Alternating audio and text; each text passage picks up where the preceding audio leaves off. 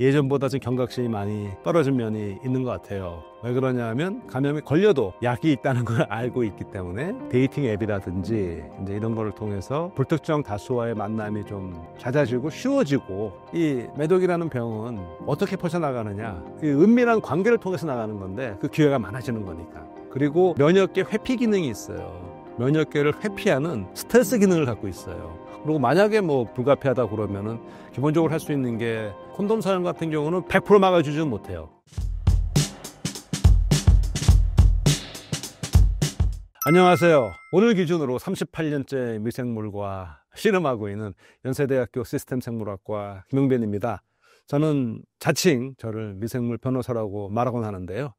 그 뜻은요, 유익한 미생물은 더 잘 활용을 하고, 우리한테 해로운 미생물은 미리 예방하고 막아보자, 미생물 제대로 알자, 그런 뜻의 의미고요. 최근에는 대중과의 소통을 위해서 유튜브 김용변의 응생물학도 운영하고 있습니다. 현대에도 매독이 유행한다는 게 신기한데, 최근 매독 환자가 급증한 이유가 무엇인가요?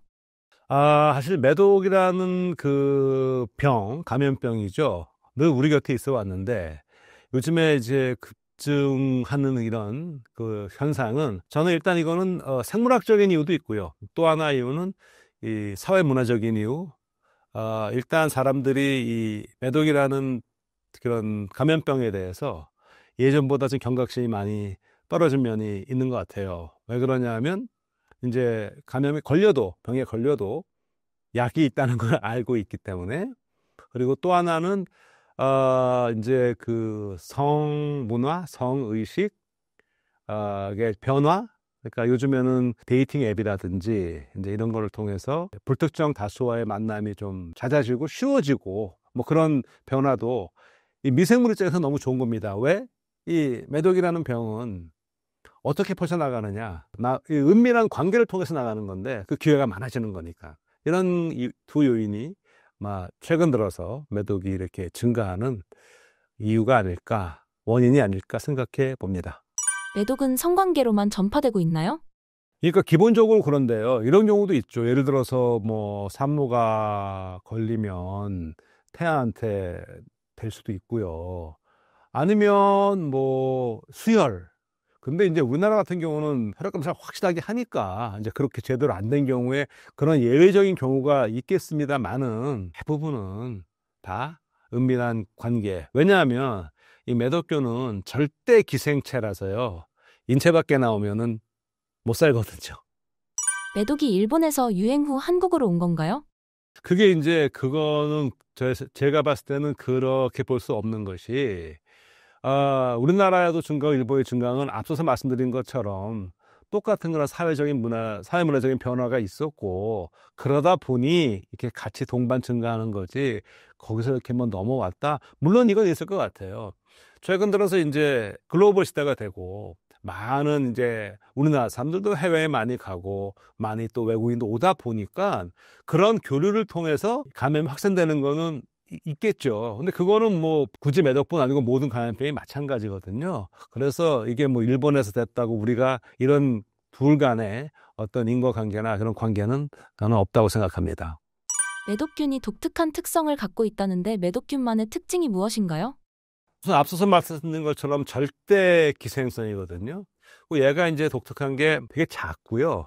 이렇게 용수철처럼 이렇게 꼬불꼬불하게 생겼어요. 마치 뭐처럼 생겼냐면, 그 왜 우리가 포도주, 와인, 그 코르크 딸 때 그 와인 따개 있잖아요. 그렇게 생겼어요. 그래서 걔가 실제로 모양도 그렇고요. 이 조직으로 파고 들어가는 그것도 딱 그렇게 들어가는 거예요. 이렇게 돌면서 파고 들어가요. 그게 큰 특징이고, 그렇게 어떻게 파고 들어갈 수가 있느냐. 보통 세균들이 움직이는 거는 이 편모라는 걸 갖고 있어요. 편모 아시죠? 편모는 인간도 있어요. 어디에 있죠? 남자한테만 있죠. 네, 정자의 편모가 있습니다.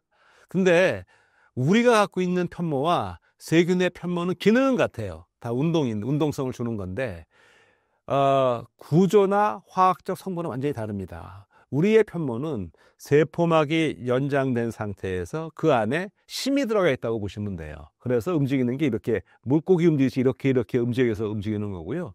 세균의 편모는 모양은 이렇게 꼬리처럼 길지만, 얘는 왜 이 모터, 프로펠러 모터처럼 세균의 세포벽에 딱 모터가 박혀 있고 거기에 커다란 채찍이 달려 있는 건데 이게 획 돌거든요. 그러니까 프로펠러 도는 식이에요.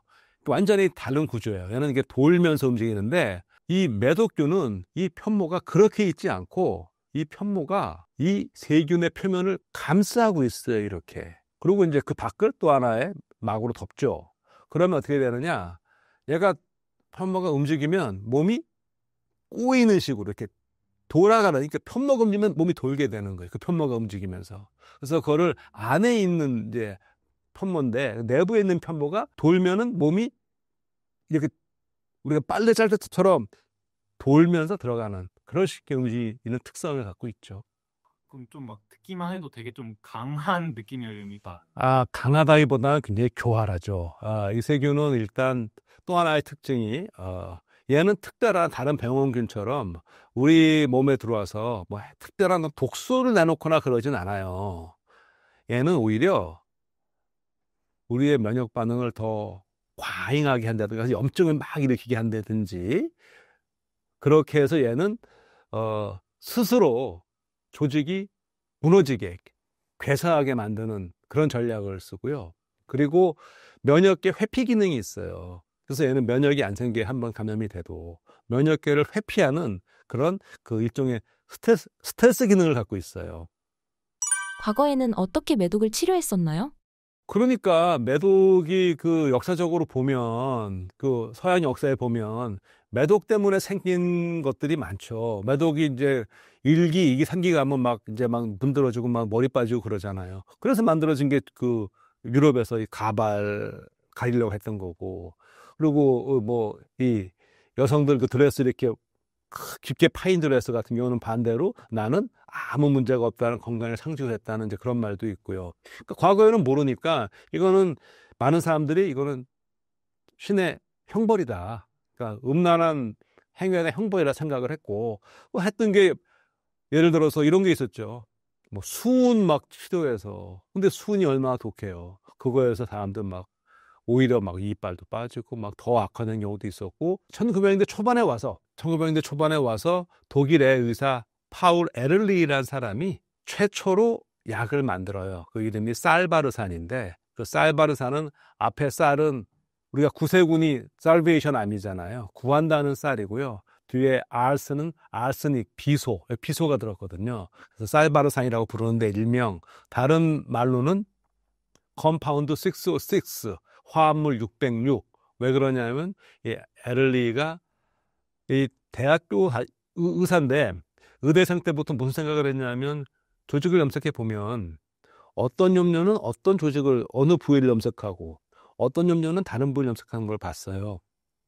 무슨 생각을 했냐면 야 이러면 이렇게 서로 다른 염료가 다른 부위를 이렇게 염색한다면 혹시 이 병원균만 내도 다 결합하는 그런 화합물이 있지 않을까? 그렇다면 그 병원균만 선택적으로 어떻게 제거할 수 있지 않을까? 그런 생각을 했대요. 그래서 의대를 졸업한 다음에 계속 임상을 보는 환자를 보는 의사가 안 되고 연구를 거듭하면서 여러 가지 화합물을 다 시도해 보는 거예요. 그래서 606번째 시도에서 찾은 화합물이 바로 화합물 606이에요. 그게 이제 매독 효과를 보인 거죠. 첫 번째 제대로 된 약이 만들어졌고요. 근데 그것도 역시 좀 부작용은 있었어요. 비소가 있고 막 그러다 보니까 제대로 된 치료제는 바로 페니실린이 나오면서 이제 이거를 제압하게 됐죠. 현재에도 과거랑 유사한 방식으로 치료하고 있나요? 지금도 페니실린 계열, 그러니까 원래 초기에 페니실린 더 이상 이제 내세에 생겨서 못 쓰고 그런 페니실린 계열 항생제로 치료를 하죠. 인간의 면역 기능으로 매독균을 막을 수는 없나요? 이게 아까 말씀드린 것처럼 얘가 면역을 회피하기 때문에 한번 감염돼도 면역도 안 생기고 자꾸 회피해 다니니까 그러니까 이 마찬가지 어디 잠입을 해서 자꾸 숨어 다니고 얘가 또 변이가 심해요. 자꾸 변하고 그러니까 예를 들어서 경찰이 딱 다니는데 자꾸만 못 갈아입고 막 얼굴 성형하고 막 그래 버리면 가면 쓰고 막 그러니까 못 하는 거죠.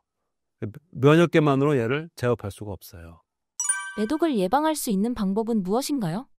가장 좋은 거는 그래서 이게 좀 아이러니한 게요. 아까 제가 이 매독균은 절대 기생체라고 그랬잖아요. 몸 밖에 나오면 죽는단 말이에요. 그럼 어떻게 되죠? 이런 병원균은 사실 박멸하기가 참 좋아요. 왜? 감염된 사람이 있어요. 그럼 어떡하죠? 철저하게 치료해요.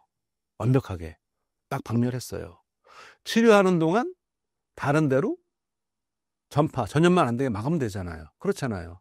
간단하잖아요. 코로나 같은 경우는 이게 호흡기 이게 비말로 나가서 공기 중 전파가 되니까 이건 정말 어렵다고요. 근데 만약에 내가 매도에 걸린 걸 알아. 그럼 가서 치료받고 치료받는 동안 전파를 안 해야겠죠. 전파 안 하려면 방법은 뭐 아시잖아요. 그렇게만 하면 돼.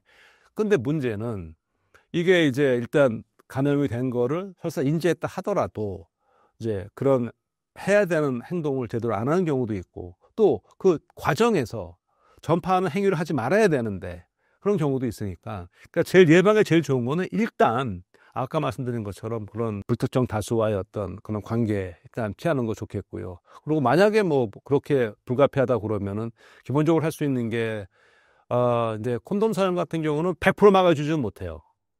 100% 막아주지는 못하는데 그래도 훨씬 이제 그걸 해주고 그리고 만약에 조금이라도 이상하다 그러면 이게 이제 초기에 증세가 좀 나오고 잠복기로 들어가거든요. 초기 증세 나왔을 때 이상하다 그러면 즉시 검사 받고 제가 알기로는 뭐 자가 검사 키트도 있고 검사는 보건소에 가면 제가 알기로는 익명으로 다 무료로 해주는 걸로 알고 있습니다. 검사를. 그러니까 혹시 이상하면 검사 받고 치료받으면 되거든요. 그러니까 이게 뭐 걸리는 게 무슨 그렇게 막 뭐 범죄 행위는 아니잖아요. 누구나 걸릴 수 있단 말이죠. 근데 걸린 다음에 그 다음에 행동이 중요하다. 제일 좋은 건 예방이고 만약에 감염이 됐다. 그럼 빨리 초기에 치료하는 거. 그러니까 약간이라도 초기에 증상이 초기 증상은 이제 아무래도 천식기 주변에 이제 작은 궤양이 생기고 그러는데 그게 뭐 그닥 아프거나 그러지가 않대요. 예, 그러니까 그냥 이따가 또 그게 엄마 없어져. 그러니까 뭐 그런가 보다 이렇게 된다는 거죠. 그러면 지나가잖아요. 근데 잠복기가 들어가거든요. 근데 그 다음에 이제 퍼져나오고 그러니까 그래서 조금이라도 본인은 알잖아요. 내가 이제 어떻게 어떤 상황이 있었고 그러면은 즉시 검사를 해서 치료하는 게 제일 좋죠.